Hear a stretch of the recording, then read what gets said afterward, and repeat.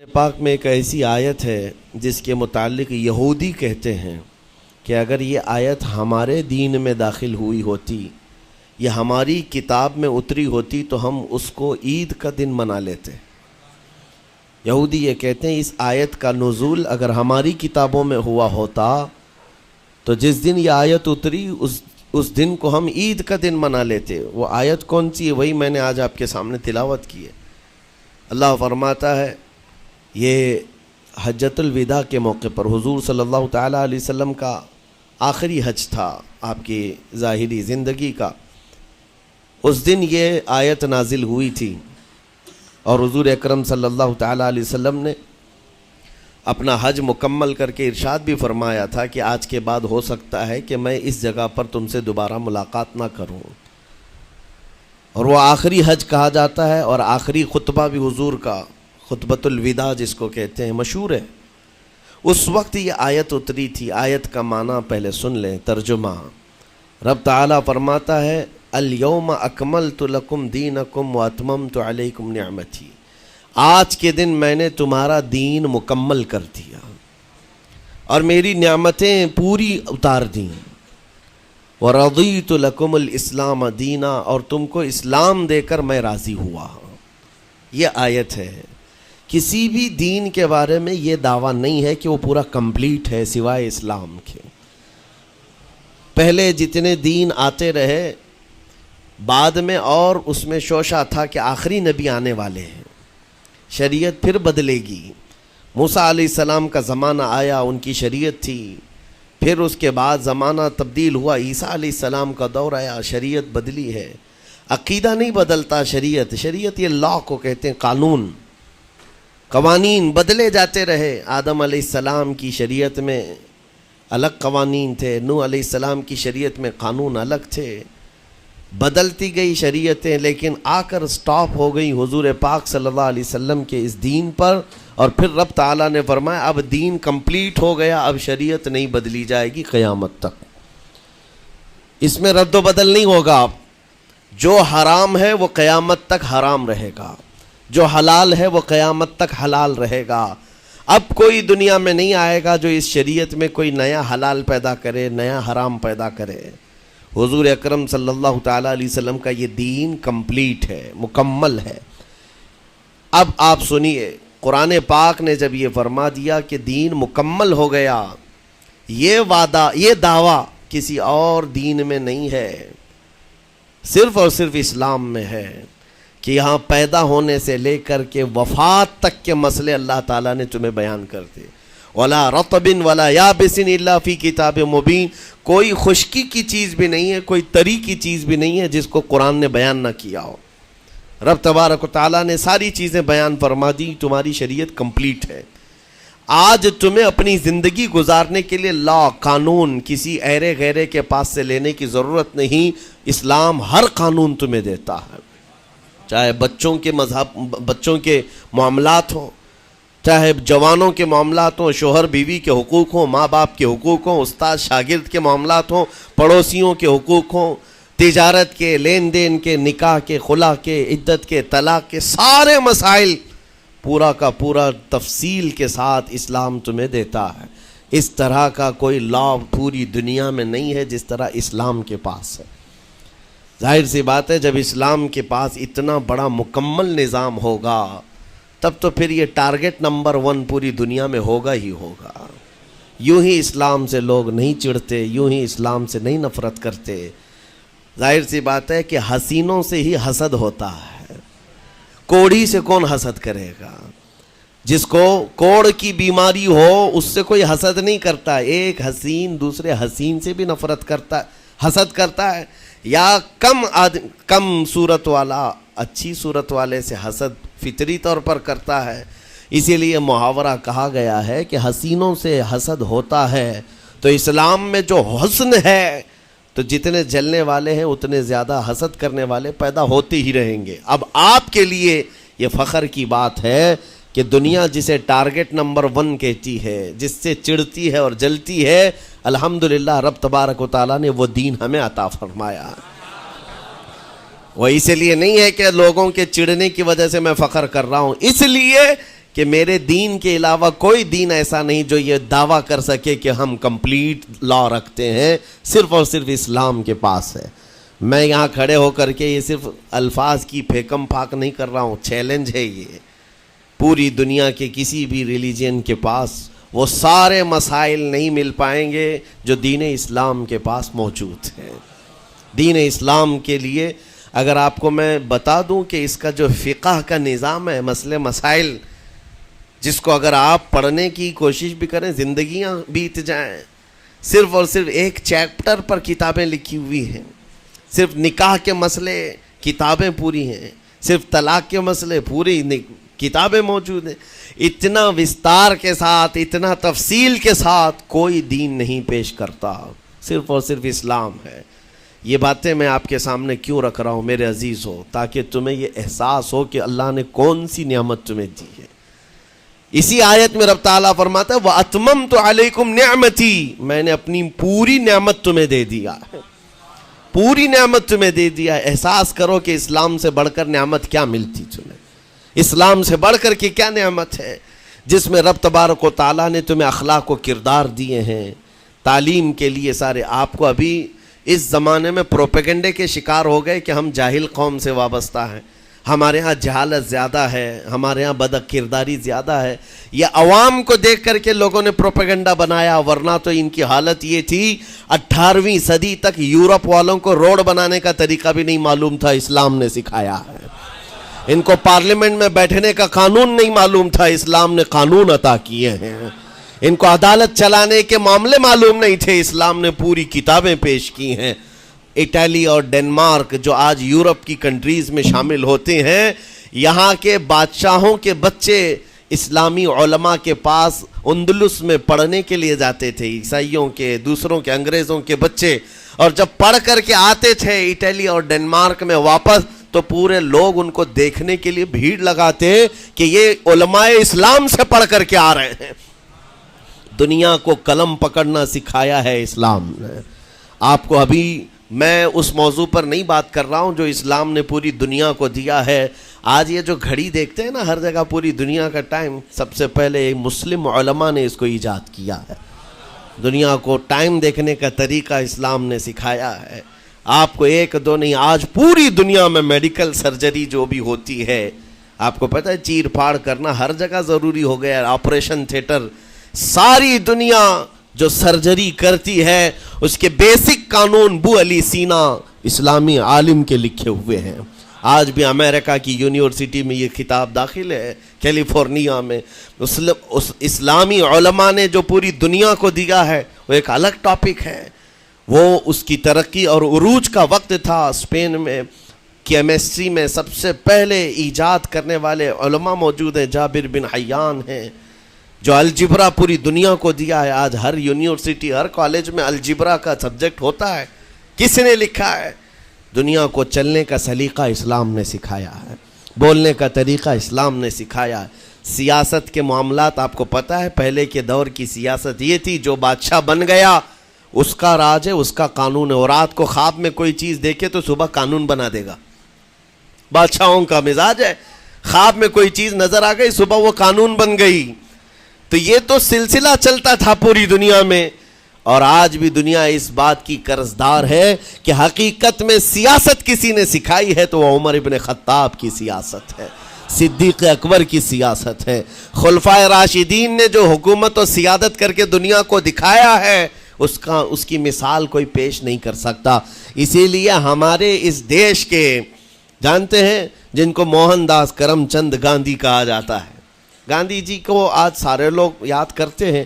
گاندھی نے یہ کہا ہے اپنے دور کے حکومت چلانے والوں کو مثال اگر کوئی دے سکتا ہوں تو ابو بکر اور عمر کی دے سکتا ہوں، کیونکہ یہ کالپنائیں نہیں ہیں، یہ خیالی نہیں ہیں، یہ فیلڈ میں اترے ہوئے لوگ ہیں۔ وہ صدیق اکبر اسلام نے دیا ہے جس نے پوری دنیا کو فاقہ کشی میں خود رہ کر کے لوگوں کی بھوک مٹانے کا سلیقہ عطا کیا ہے۔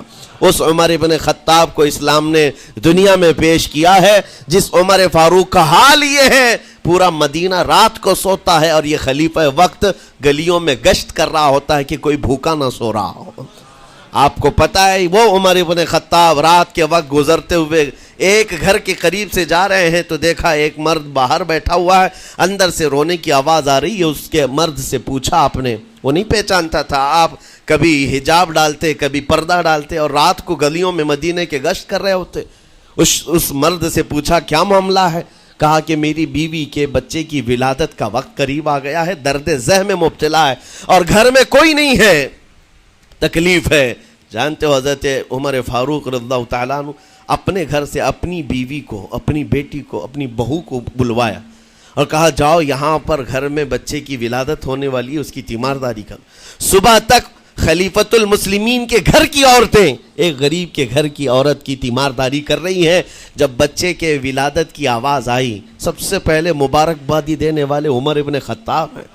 اس سے کہتے بھائی تمہیں مبارک ہو, اللہ نے بیٹا عطا فرمایا. وہ خوش و خرم ہے کہ میرا کوئی رشتہ دار نہیں ہے, اجنبی رات کو آیا ہے اور مجھے مبارکبادی بھی دیا, میرے گھر کے سارے کام کاج بھی اٹھا لیا اور اپنی پیٹھ پر گھر سے بوریا لا کر کے آٹے اور راشن کا اس گھر میں پہنچایا اور کہا خوش و خرم رہو, اللہ نے تمہارے گھر میں برکت دی ہے. صبح اٹھ کر کے وہ لوگوں کو بتا رہا ہے اللہ نے رات کو ایک عجیب فرشتہ بھیجا, میرے گھر میں اکیلی عورت تھی, درد ذہ میں مبتلا تھی, 3 عورتیں بھی آئی اور ایک مرد بھی آیا, رات بھر میرے ساتھ بیٹھا رہا, مجھے کھلایا پلایا بھی, میرے گھر کی تیمارداری بھی کر کے گیا. لوگوں نے کہا جانتے ہو کون تھا وہ؟ عمر ابن خطاب امیر المومنین تھے.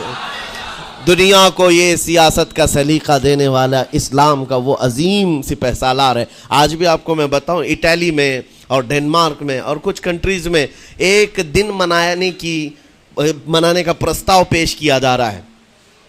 یہ نہیں کہہ رہا ہوں ریچرڈ کا یا ریمونڈ کا, کوئی جو بڑے بڑے ان کے سپہ سالار ہیں ان کا ایک دن منایا جائے گا جن کو مطلب کوئی بہت بڑا نوبل پرائز ملا ہو.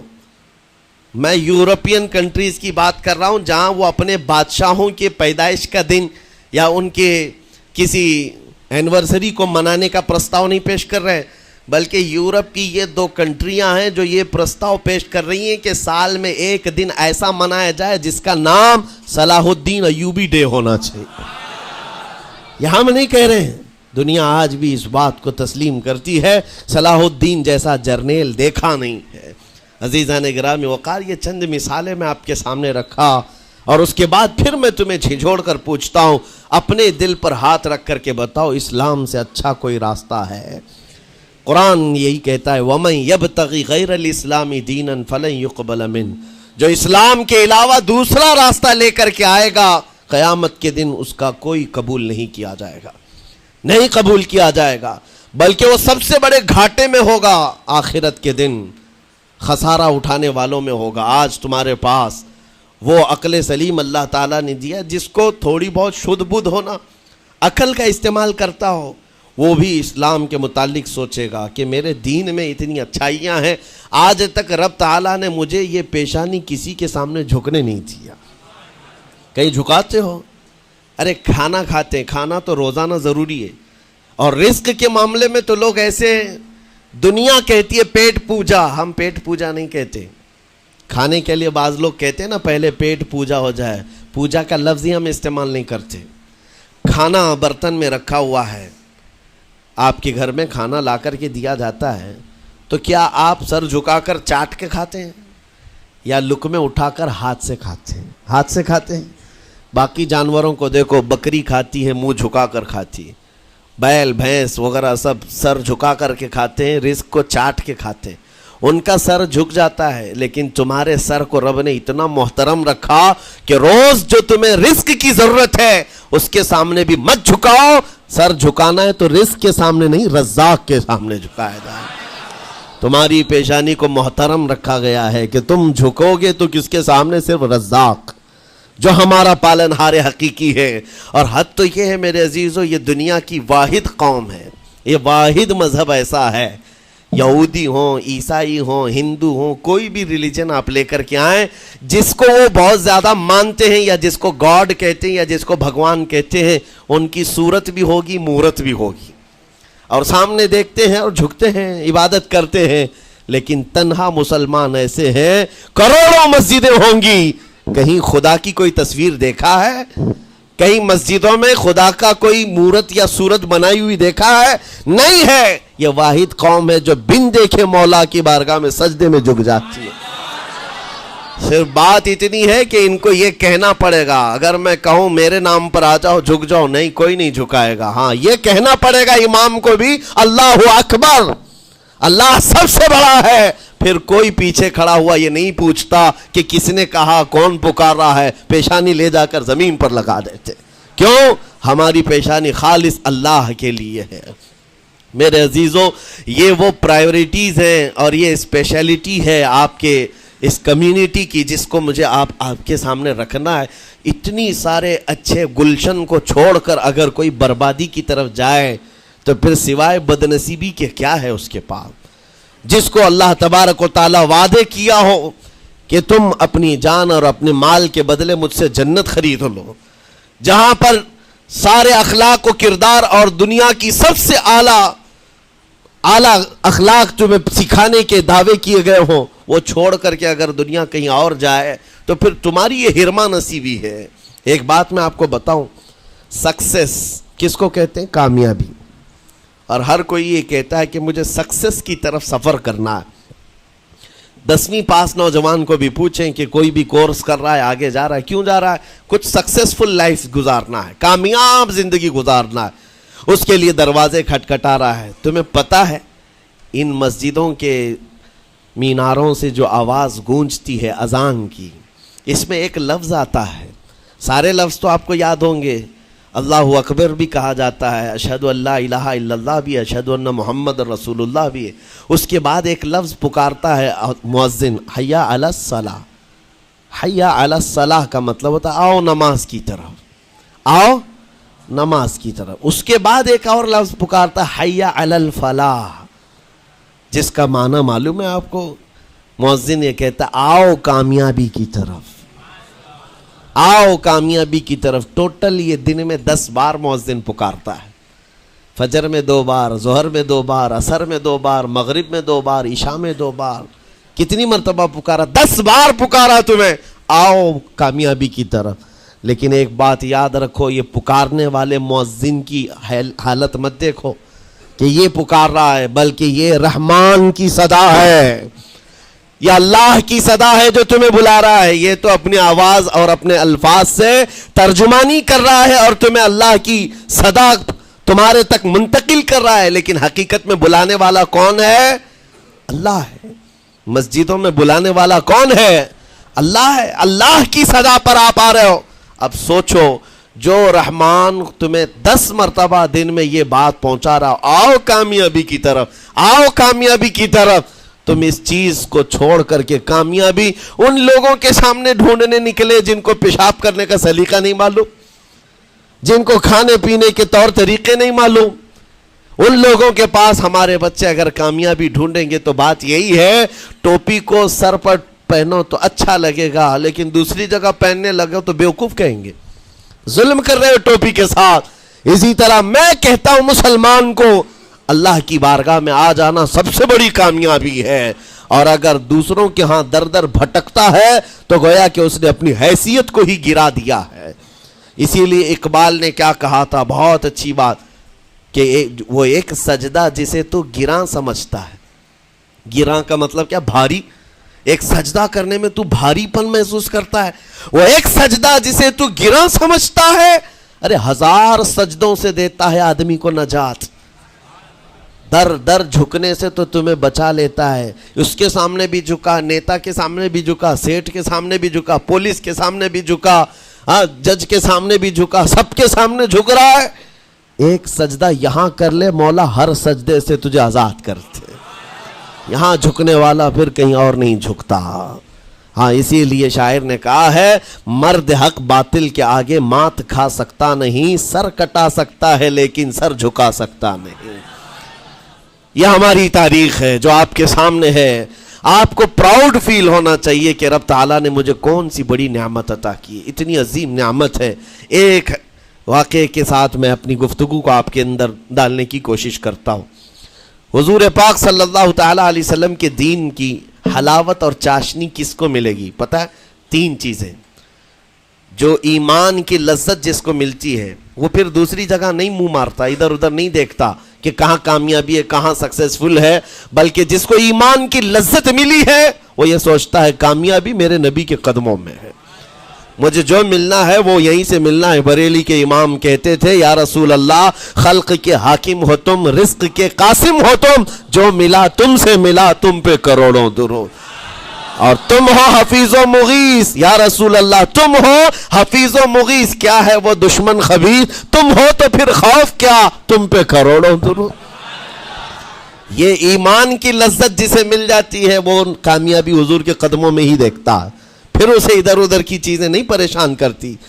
یمن کا ایک قبیلہ تھا بنو کلب، اس قبیلے کے ایک شخص تھے حارثہ نام، ان کی بیوی سعدہ۔ ایک چھوٹا سا واقعہ بتا رہا ہوں۔ حارثہ اور سعدہ چھوٹا سا خاندان تھا، 3 بچے تھے۔ حارثہ کے بیٹوں میں ایک بیٹے کا نام ہے زید، نام یاد رکھے ہیں، بہت امپورٹنٹ نام میں ذکر کر رہا ہوں۔ ایک ہی نام ایسا ہے جو قرآن میں آیا ہوا ہے، وہ زید۔ یہ حارثہ کے بیٹے زید ہے، بیوی سعدہ ہے۔ یہ حارثہ اور سعدہ 3 بچوں کے ماں باپ تھے، ہنسی خوشی زندگی گزار رہے تھے۔ سعدہ ایک دن اپنے بچوں کو لے کر اپنے میکے جا رہی تھی، راستے میں ڈاکوؤں کا حملہ ہو گیا، مال سب چھین لیا قافلے کا، اور اتفاق ایسا کہ یہ 8 سال کے جو زید تھے ان کو بھی ڈاکوؤں نے چھین لیا۔ ایک ماں سے اس کا 8 سالہ بڑا بیٹا چھین لیا جائے تو ماں کی کیفیت کیا ہوتی؟ اس قدر درد میں تھی ماں، جان تو بچ گئی، 2 بچے بھی بچ گئے، لیکن بڑا بیٹا میرے ہاتھ سے چلا گیا۔ مارے مارے صحراؤں میں گھومتی تھی، پکارتی تھی میرا زید میرا زید میرا زید میرا زید۔ ڈاکوؤں نے زید کو کیا کیا؟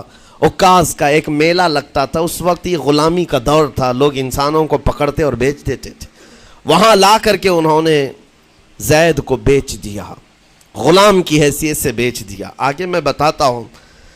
یہاں سعدہ کا حال بے حال تھا، واپس گھر آئی تو باپ اپنے شوہر سے کہا، اور شوہر کا حال تو ایسا تھا کہ وہ زید کو اپنے آنکھوں کا نور، اپنے آنکھوں کا سرور سمجھتا، اور اس قدر پیار و محبت والا باپ مارے مارے گھومتا رہا گلیوں میں، اور ان کا لکھا ہوا ایک اشعار کا منظوم ترانہ ہے جو اپنے بیٹے کی جدائی میں لکھا۔ اپنے دشمن بھی وہ ترانہ سنتے تو رو پڑتے تھے، ایک باپ کا درد اپنے بیٹے کی جدائی میں، بہت روتے تھے، بہت۔ ماں بھی دن رات روتی، باپ بھی پہاڑوں پر چڑھ جاتے اور وہاں سے صدا لگاتے، اے آسمان اگر تو نے زید کو دیکھا ہے تو میرے حوالے کر دے، زمین کے چپے کہیں اگر زید میرا زندہ ہے تو مجھے وہاں تک لے چل۔ یہ اشعار میں گنگناتے تھے، روتے تھے۔ اور زید کا کیا ہوا؟ عکاظ کے میلے میں بیچ دیا گیا۔ خریدا کون؟ حکیم بن حزام، جو حضرت خدیجہ رضی اللہ تعالیٰ عنہ کے بھائی لگتے تھے۔ یہ لے کر کے آئے، اور حضرت خدیجہ رضی اللہ تعالیٰ عنہ اس وقت مکہ میں اور حضور پاک صلی اللہ علیہ وسلم کے نکاح میں ہے، تو حضرت خدیجہ کے پاس یہ زید آ گیا، بھائی نے گفٹ کے طور پر دے دیا۔ حضرت خدیجہ کے گھر میں یہ زید جب آئے، اس وقت ان کی عمر یعنی 10-12 سال کے آس پاس رہی ہوگی، اور یہ ایسا لڑکا جو چھوٹی سی عمر کا، ادب اتنا تھا کہ ہر ایک کا ادب کرتا، بڑے اچھے خاندان سے تعلق رکھنے والا۔ ہوا کیا؟ ایک دن آفتاب رسالت، ماہتاب رسالت رسول پاک صلی اللہ علیہ وسلم کی نظر پڑی، دیکھا اخلاق و کردار میں کامل بچہ ہے، اور ایک ہی نظر میں بھاگ گیا۔ پوچھا حضرت خدیجہ سے، کہا کہ یہ غلام ہے، عکاظ کے میلے میں بیچا گیا ہے۔ حضور نے فرمایا یہ میرے حوالے کر دو، میرے حوالے کر دو۔ حضور نے جس کو پسند کر لیا ہو، حضور نے جس پر نگاہ رکھی ہو، اب وہ زید خوشی خوشی حضور کے پاس آئے۔ نبی پاک صلی اللہ تعالیٰ علیہ وسلم ان کے اخلاق سے بڑے خوش تھے، اور اس کے بعد محبت بھی ایسی دی، ایسی شفقت دی کہ زید کو نہ باپ کی خبر تھی نہ ماں کی خبر تھی، جو کچھ تھا وہ رسول اللہ کے پاس تھا۔ حضور پاک صلی اللہ تعالیٰ علیہ وسلم کی تربیت میں دن گزرتے گئے، بڑے ہو گئے، یہاں تک کہ 16 سال کی عمر تھی، ایک دن حج کے موسم میں یمن کا بنو کلب خاندان آیا ہوا تھا اور وہاں حج کے دوران وہ لوگ زید کے باپ حارثہ کے لکھے ہوئے اشعار پڑھ رہے تھے اور لوگوں کو رلا رہے تھے. ایک ہمارے قبیلے میں باپ ہے جو بچھڑے ہوئے بچے کی یاد میں روز روتا ہے, اس کے اشعار تو سنو. لوگ سن کر کے رو رہے تھے, یمن کا کوئی ایسا باپ ہے جو یوسف گم گشتہ کی خبر میں رویا کرتا ہے. یہ لوگوں کی بھیڑ لگی تھی, اسی کے سامنے سے زید کا گزر بھی ہو رہا تھا. بنو کلب کے لوگوں نے زید کو دیکھا, پہچان لیا, یہی تو وہ بچہ ہے جس کی یاد میں اس کا باپ روتا ہے, اور اس کو بلایا اور کہا تیرا نام؟ کہا زید. باپ کا نام حارثہ. کہا یہی تو ہے جس کے غم میں پورے اشعار پڑے جا رہے یمن میں. زید سے کہا تجھے پتہ ہے تیرے باپ کا رو رو کر کے کیا حال ہو گیا؟ تیری ماں صحراؤں میں آواز دیتی ہے, پہاڑوں پر چڑھ جاتی ہے. ایک بچے کے لیے اس کے ماں باپ کی جدائی بتا دینا کتنی بڑی بات تھی. میرے عزیزوں, سالوں کی یہ گم گشتہ خبر پھر سے واپس مل گئی ہے. زید نے کیا کہا کہ اب میرے ماں باپ سے جا کر کہہ دیں کہ رونا دھونا بند کریں, اونٹوں کی طرح ادھر ادھر بھٹکنا بند کریں, انہیں میرا سلام پہنچائیں اور کہیں انہوں نے جہاں مجھے دیکھنا تھا اس سے بہتر جگہ میں ہوں, اس سے بہتر جگہ میں ہوں. یہ بنو کلب خاندان گیا یمن, جا کر کے باپ سے کہا حارثہ سے اور سعدہ سے, خبر تمہارے لیے اچھی لائے, تمہارا گم ہوا بیٹا جو پچھلے 10-12 سالوں سے تمہیں نہیں مل رہا تھا وہ حرم کعبہ کے پاس ہمیں نظر آیا ہے. غلام بنا کر لوگوں نے بیچا ہے اسے, لیکن وہ ایک ایسے حسین و جمیل کی غلامی میں ہے, ایک ایسے حسن والے کی غلامی میں ہے کہ زید وہاں سے ہٹنا نہیں چاہتا. باپ نے کہا میرے کلیجے سے پوچھو مجھ پر گزرتی کیا ہے, اس کی ماں سے پوچھو, ایک نظر دیکھ لے گا وہ واپس ہماری جھولی میں آ جائے گا. دوڑتے دوڑتے یمن سے گھنٹوں یعنی جو مہینوں کا سفر تھا دنوں میں طے کر کے پہنچے. مکہ آئے, جیسی آئے تو رسول پاک صلی اللہ علیہ وسلم کو ڈھونڈا. حضور پاک مل گئے تو دھاڑے مار مار کر باپ رونے لگا اور کہا کہ اے محمد صلی اللہ علیہ وسلم, ہم نے آپ کے متعلق سنا ہے یتیموں کے والی ہیں, آپ کا دل بہت بڑا ہے, مجھ باپ کے اوپر رحم کیجئے, برسوں سے اپنے بچے کے لیے ترس رہا ہے, میں اور میری بیوی تڑپتے ہیں, صحراؤں میں آواز دیتے ہیں. حضور نے پوچھا ہوا کیا ہے تمہارے ساتھ؟ کہا ہمارا بیٹا گم ہو گیا تھا, برسوں ہو گئے تھے, لیکن سنا ہے وہ یہاں رہتا ہے. حضور نے پوچھا کیا نام ہے اس کا؟ کہا زید اس کا نام ہے, میرا نام حارثہ ہے. حضور پاک صلی اللہ علیہ وسلم کے محبوب زید کے بارے میں پوچھ لیا. حضور جس سے خود محبت کرتے ہو, حضور جس سے محبت کرتے ہو, باپ نے پوچھ لیا. حضور نے فرمایا کہ ٹھیک ہے, میں ایک باپ کے کلیجے سے اس کے بیٹے کو الگ نہیں کر سکتا, ماں سے اس کے بیٹے کو جدا نہیں کر سکتا, لیکن بات اتنی ہے کہ زید کو بلایا جائے, فیصلہ اس کے ہاتھ میں ہے, فیصلہ اس کے ہاتھ میں ہے. میں زید کو بلاتا ہوں. غلام تھے اس وقت, حضرت زید کو بلایا گیا اور اس وقت بھری جوانی والا زید ہے. جیسی ہی آئے پہلی نظر باپ کو دیکھا, ماں کو دیکھا, ماں باپ تو چیخ پڑے ہمارا زید مل گیا, ہمارا زید مل گیا. لیکن کمال کی بات میں دیکھتا ہوں ایسی دیوانگی پوری دنیا میں نہیں ہے. زید نے دیکھا اپنے ماں اور باپ کو, لیکن اسی وقت اپنی آنکھیں جھکا لی اور حضور کی طرف کر لیا. کہا نہ, ادھر پہلے حضور پاک صلی اللہ علیہ وسلم کی طرف. حضور نے دیکھا کہ زید ماں باپ کی طرف دیکھ نہیں رہے ہو, جو رو رو کر کے برا حال کر چکے ہو. حضور نے زید سے کہا پہچانتے ہو؟ کہا ہاں حضور یہ میرے باپ ہیں اور یہ میری ماں ہے, یہ میرے چچا ہیں. حضور نے فرمایا پھر ملتے کیوں نہیں ہو؟ کہا سرکار اگر اجازت ہو تو ملوں گا, برسوں کا بچھڑا ہوا جوان ہے, آپ اجازت دو تو میں ملوں گا. نبی پاک صلی اللہ علیہ وسلم نے فرمایا جاؤ تمہیں اجازت ہے. جیسی گئے اس منظر کو جو بیان کیا گیا ہے میرے عزیزوں, ہم پڑھتے ہیں تو آنکھیں بھیگ جاتی ہیں. ماں لپٹ کر کے اپنے بچے کو ہر جگہ چوم رہی ہو, باپ سینے سے لگا کر کے دھاڑے مار کر رو رہا ہو. پہلے تو غش کھا کر گر گیا تھا, پھر افاقہ ہوا. یہ دردناک منظر تھا. اس کے بعد زید بن حارثہ کو کیوں نہ تکلیف ہو, غم کیوں نہ ہو, ماں باپ بچھڑے ہوئے اتنے سالوں کے بعد دیکھنے کو ملے. دل پر کیا بیت رہی ہوگی. میری ماں وہی جو مجھے خشکیوں میں پالا کرتی, تریوں میں پالا کرتی, میرا باپ وہی جو خون پسینے کی کمائی سے مجھے کھلایا تھا, آج آ گیا ہے. حضور پاک صلی اللہ علیہ وسلم نے کہا زید یہ جو جذباتی منظر ہے، اس کو ختم کر کے اب اعلان کر دو کہ تمہاری ماں آئی ہے تمہیں یمن سے لینے کے لیے، تمہارا باپ آیا ہے، تمہارا چچا آیا ہے تمہیں یمن سے لینے کے لیے، میں نے فیصلہ تمہارے حوالے کر دیا ہے، میں اپنے غلامی سے تم کو آزاد کر دیتا ہوں، تم بغیر کوئی فدیہ لیے ہوئے، بغیر کوئی پیسہ لیے ہوئے، اس وقت اپنے غلام کو کوئی چھوڑتا نہیں تھا، لیکن تمہاری ماں کا درد دیکھا نہیں جا رہا، میں آزاد کر دوں گا بغیر کسی فدیہ کے، تو اپنی ماں اور اپنے باپ کے پاس جا سکتا ہے۔ اتنا حضور کا فرمان، آزاد کر دینا مکہ میں آسان نہیں تھا، بیٹے کو آزاد کیا حضور پاک صلی اللہ علیہ وسلم نے، تب جانتے ہو وہ کمال کا بیٹا ہے زید بن حارثہ، اسی وقت اپنی ماں کو دیکھتے ہیں، باپ کو دیکھتے ہیں، چچا کو دیکھتے ہیں، اور اس کے بعد مکہ والے یہ منظر دیکھنے کے لیے جمع تھے، مخاطب ہو کر کے کہتے ہیں اے سارے مکہ والوں گواہ ہو جاؤ، میں اپنی زندگی حضور محمد مصطفیٰ کے لیے وقف کر دیا ہے، میں نے محمد عربی صلی اللہ علیہ وسلم کے لیے زندگی وقف کر دی ہے، نہ مجھے یمن جانا ہے، نہ مجھے بنو کلب جانا ہے۔ ماں اور باپ دیکھتے رہ گئے، باپ نے پوچھا زید آزاد کیا گیا ہے اور آزادی کی زندگی کو چھوڑ کر تو غلامی کی زندگی کو قبول کر رہا ہے؟ زید بن حارثہ نے اس وقت تاریخی جملہ کہا تھا، کہا بابا آپ نے جتنی شفقت کی ہوگی یا 1000 ماں باپ مل کر اپنے بیٹوں پر جتنی شفقت نہیں کیے ہوں گے، اس سے زیادہ شفقت محمد الرسول اللہ نے کیا ہے۔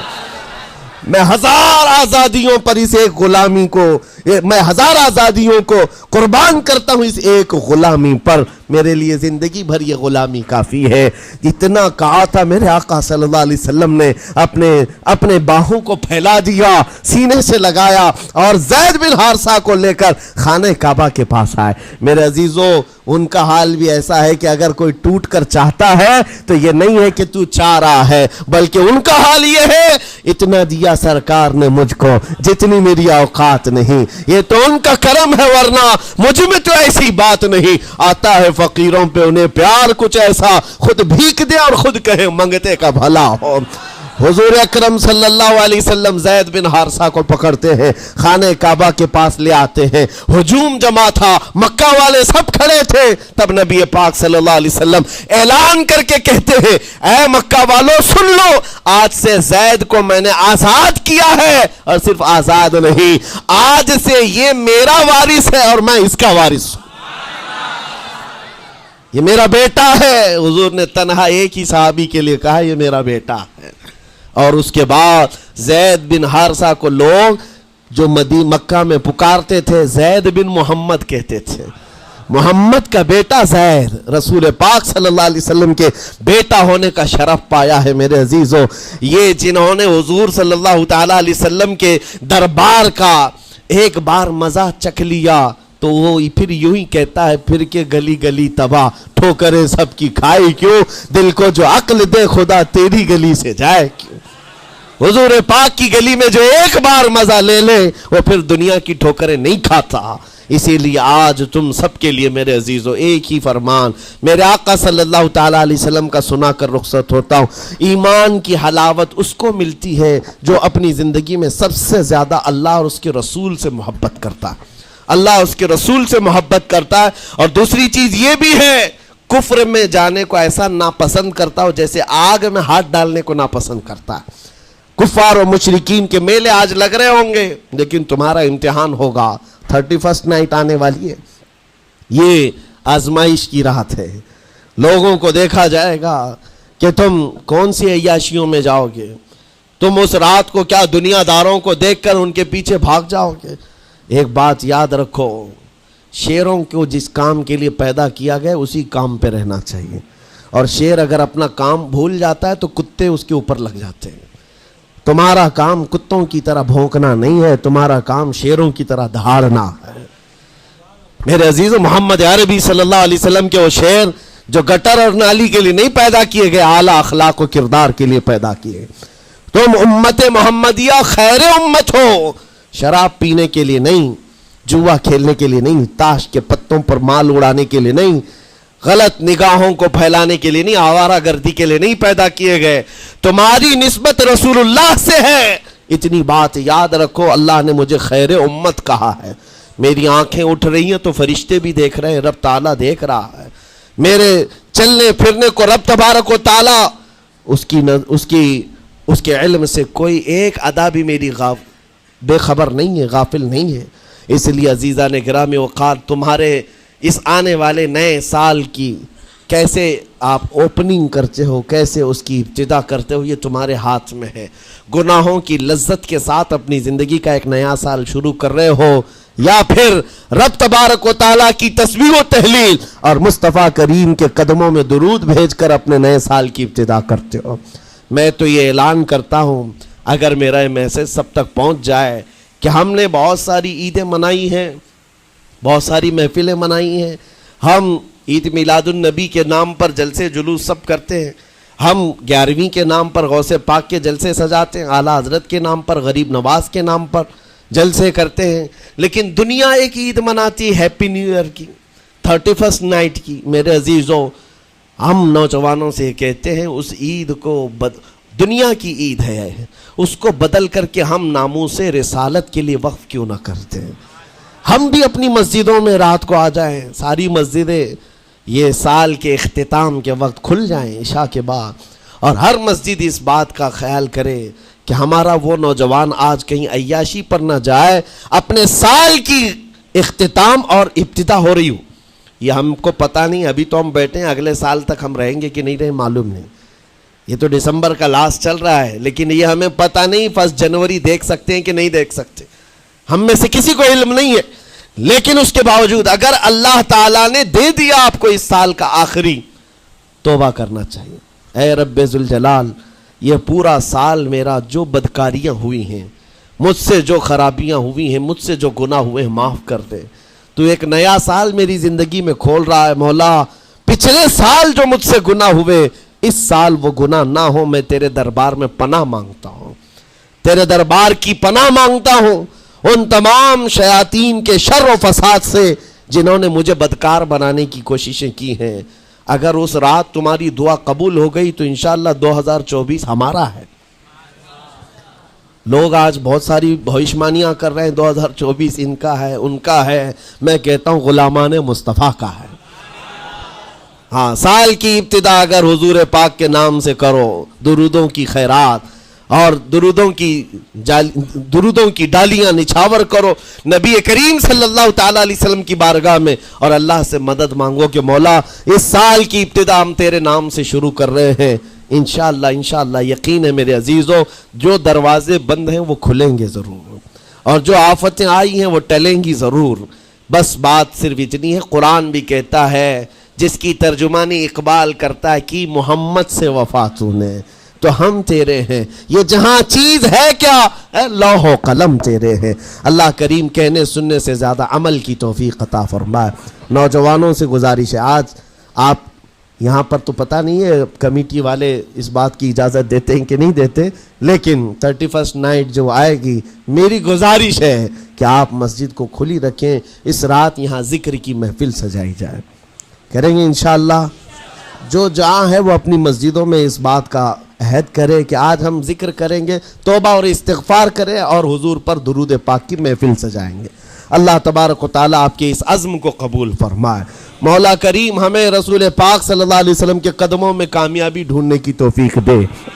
مولا کریم بس اتنی دعا ہے کہ ہماری زندگی جب تک رہے تیرے نبی کے وفاداروں میں شمار فرما، اور بارگاہ مصطفیٰ میں یہ عریضہ ہے، یا رسول اللہ تیرے ٹکڑوں پہ پلے غیر کی ٹھوکر پہ نہ ڈال، جھڑکیاں کھائیں کہاں چھوڑ کے صدقہ تیرا، تو جو چاہے تو میل میرے دل کے دھلے، کہ خدا دل نہیں کرتا کبھی میلا تیرا، گندے نکمے کمی مہنگے ہیں کوڑی کے 3، کون ہمیں پالتا تم پہ کروڑوں درود، بے ہنر و بے تمیز کس کو ہوئے ہیں عزیز، ایک تمہارے سوا تم پہ کروڑوں درود، تم ہو عفو و غفور، تم ہو عفو و غفور، بخش دو جرم و خطا تم پہ کروڑوں درود، کر کے تمہارے گناہ مانگے تمہاری پناہ، تم کہو دامن میں آ تم پہ کروڑوں درود۔ یا رسول اللہ دل بے چین ہے، بے قرار ہے، گناہ جب زیادہ ہوتے ہیں تو دلوں میں گھبراہٹ زیادہ ہوتی ہے، اور ان دلوں کی گھبراہٹ کا علاج ڈاکٹروں کی گولیوں اور انجیکشن سے نہیں ہے، ان دلوں کا قرار صرف اتنا ہے، یا رسول اللہ دل کرو ٹھنڈا میرا،